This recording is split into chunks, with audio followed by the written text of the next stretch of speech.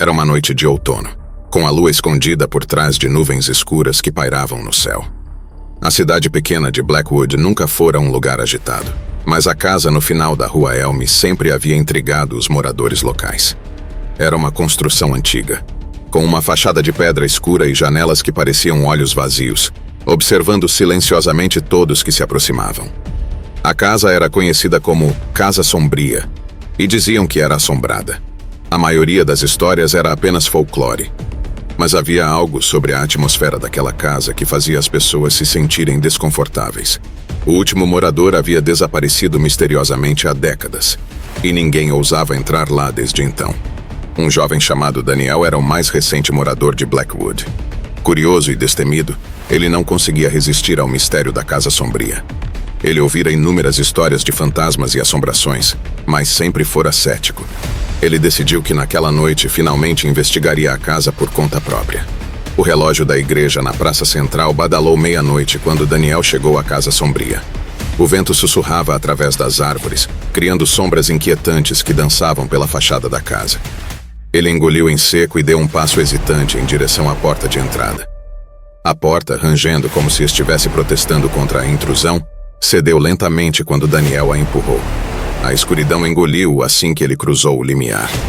O interior da casa estava frio e úmido, e o cheiro de mofo era quase insuportável. Daniel acendeu sua lanterna, e a luz revelou a sala de estar empoeirada e cheia de móveis cobertos por lençóis. Enquanto explorava a casa, ele ouviu sussurros suaves, quase inaudíveis. Olhou ao redor, mas não viu ninguém. Os sussurros pareciam vir das paredes, como se a própria casa estivesse cochichando segredos sombrios. Daniel subiu a escadaria que rangia a cada degrau. Ele entrou em um corredor escuro, onde as portas dos quartos estavam entreabertas, revelando brevemente vislumbres de sombras inquietantes. Ao final do corredor, uma porta estava entreaberta de forma mais sinistra do que as outras.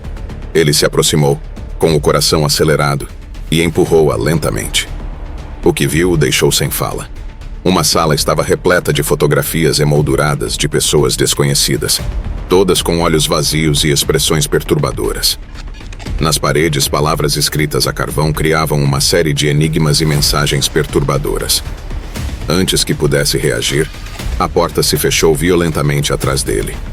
Daniel girou, mas a maçaneta estava imóvel. Ele estava preso na sala com as fotografias e as mensagens enigmáticas. Enquanto ele olhava em desespero, uma figura sombria e translúcida começou a se materializar no centro da sala.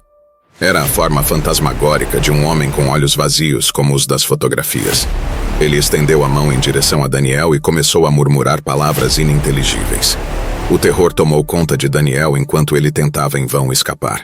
As palavras do fantasma ecoavam em sua mente, fazendo-o sentir-se cada vez mais fraco e confuso. A sala começou a girar e ele desmaiou. Horas depois, Daniel acordou, jogado no chão da sala de estar empoeirada.